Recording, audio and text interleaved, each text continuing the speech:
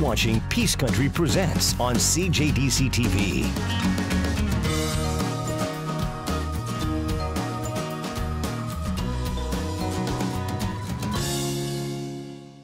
Hey there, welcome to Peace Profiles. I'm Stacey Robbins. It doesn't always work out that the people we meet on the show each week are doing the same thing, but this week it has. We'll meet two local area authors who have a bit of a different audience. Up first, we're going to meet Doris Brocky, who along with running the Rhubarb to Roses Garden Center with her husband, has written a book. And we'll meet Dave McGowan, who's also a singer-songwriter in the area. We'll get to him a little bit later in the show.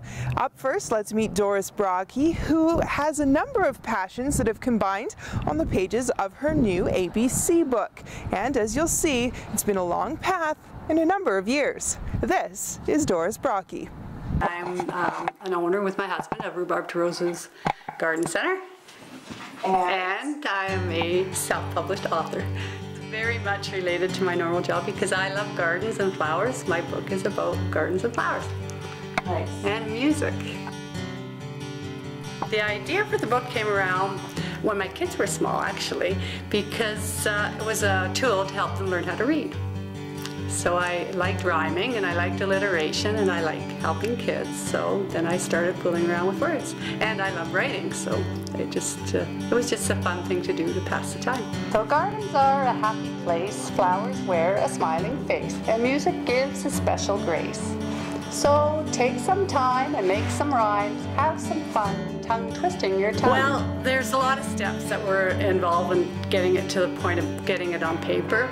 First of all was just writing it and then putting it away in a file, because there's a lot of things involved in putting a book together. Because it's not just writing the book, it's the pictures, it's the printing, it's the marketing, it's the selling of it. There's so many things, it's just mind-boggling to wrap that all together. So it sat in a file in my filing cabinet for a long time.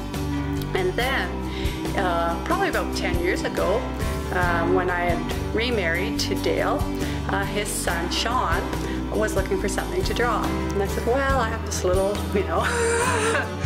bunch of rhyming, alliteration, ABC story that I've written, and maybe you could draw it for it. And he said sure, he'd like to do that. So he took it away and we gave him some garden books so he could see what some of the flowers actually look like, so he could draw them to look like what the word was. And then he came back with these beautiful creative drawings that really encapsulated what the words were, and then some. Like they were what I had in mind, but even better. And at the time, he was living with his cousin, Caroline, and in an apartment. And she also liked his drawings and the words, and she painted the pictures. So then when they came back to me, it was like, wow, that's pretty cool. This is like getting to look like a book. And yet, it still sat around in a file for many years because, of course, we worked, we had other priorities, and it wasn't 100% right. Like, it had some flaws. Some of the flowers that were he's had, she's, and some of the rhymes didn't quite rhyme, and some of them were just too long and complicated, and it wasn't worth putting your money behind because it costs a lot of money to print a book. So it just sat and sat and sat. And always it was in the back of our minds, but it was never at the front of our minds. Announcing Arden Astor's amazing accordion act. Bubbly Bobby Bluebell blows bright blue bugles. I've always wanted to write a book, and this was the closest thing we had to being a book. And we started our garden business in 2010, and when I left my job at the Enterprise Center, I really wanted to complete my dream, one of my dreams, which was to write a book. And I put it in my mind that even if the book was terrible, I had to do it, because you have to follow your dreams in your heart. And what would be the point of it sitting in the file forever and ever when it was so close to being, the way it needed to be.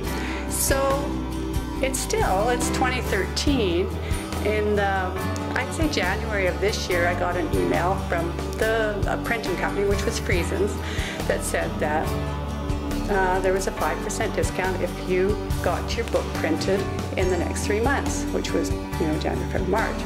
And I like a bargain. So that 5% actually propelled me to working a little harder, to tying up some of the loose ends. So we got the back cover done, and the back cover tied in rhubarb to roses, because there's a rhubarb and a rose on the back cover, and that kind of was like a security blanket. If nothing else, it had rhubarb to roses on it, and I had to complete the first and the last pages, so I did that, and then it was like, okay, I will do it. Scared or not, I will do it.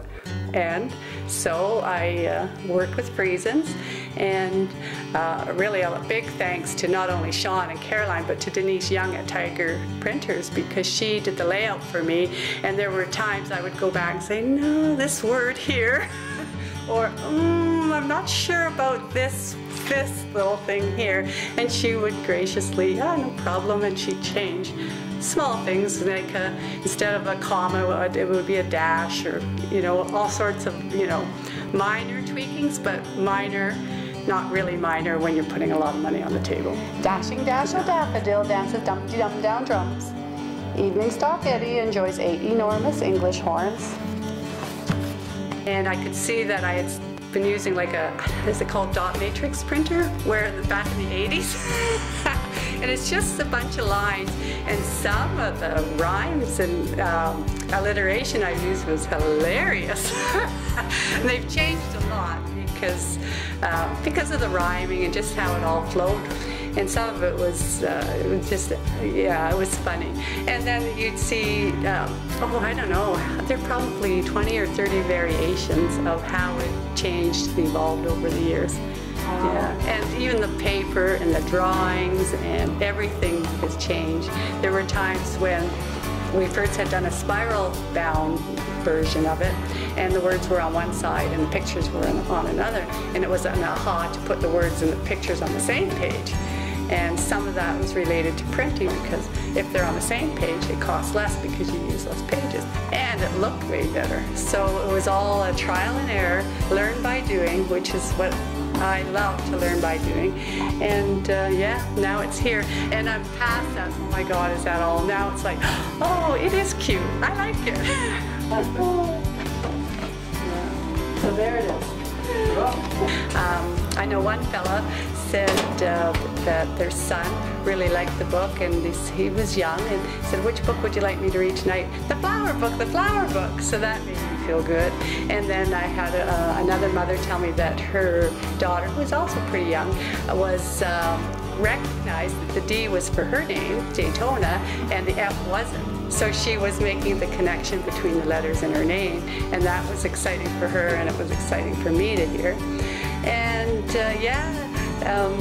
one little girl, I signed the book for her at the farmer's market where I was selling books, and she was just, excited to read, because she loved reading and she loved the pictures, and she, I hope she'd write a book one day. And I said, is it okay if I write that in your book? And she was happy that I had said that. So that made me feel good. So yeah, there's been some really key moments where, people say they get a kick, their kids got a kick out of it, or yeah, so, because you never know. When we first put it out, what if kids didn't like it? We had no clue, really, because we liked it. We were having fun with it, but would kids? And so when the reports were coming back, the kids did like it. It was, put us over the moon. We're going to have a book launch, and I just was thrilled yesterday when I talked to Jenny at the library, because they do so much to help budding author, and they'll do a launch for us on May the 5th at 2 o'clock. It's a Sunday afternoon, and they will help us with the advertising and the posters and the refreshments, and I get to read to the kids, so I'm excited about that. And I've been asked to read at some schools, and of course we'll have something here at Rhubarb to Roses. And I do have the book at Northern Toy Box and at Mums to Be and at Dawson Creek Tourism. So it's out there in the community, and slowly, like every day, I'll think, oh, I'll do one more thing. I even tried putting it on Amazon.ca, but I'm not sure if I should have done that or not. Because it's all learning. It's really cool. Because the book has also evolved with the name, because really in the 80s, some of the names I use would be nowadays deemed more or less old-fashioned. And so I wanted some more modern names in for, you know, more today's children. So I've got some more up-to-date modern names in. And really one of the reasons for writing the book was to honor the Brocky family. So Sean, because I know his mother, Sue, would be thrilled to see his artwork go forward, because he is a fantastic artist. And, you know, and Caroline's mother, Mary, she'd be thrilled too, because it helps Caroline, you know, show her talent, which is like, I didn't even realize how beautiful the paintings were until I saw those little rhubarb legs on the back page. I thought, wow, that looks like rhubarb. And my own mother, because she always wanted me to be a writer. She loved it that I loved writing and I loved books. So, you know, all of our mothers are, you know, honored through the process. And then with my grandchildren's names in the book too, I want to honor their mother, because they've got beautiful names and they're beautiful children. And so you know, it's a family thing. It's, you know, even if it doesn't, you know, fly anywhere beyond our family, it's a beautiful thing for our family.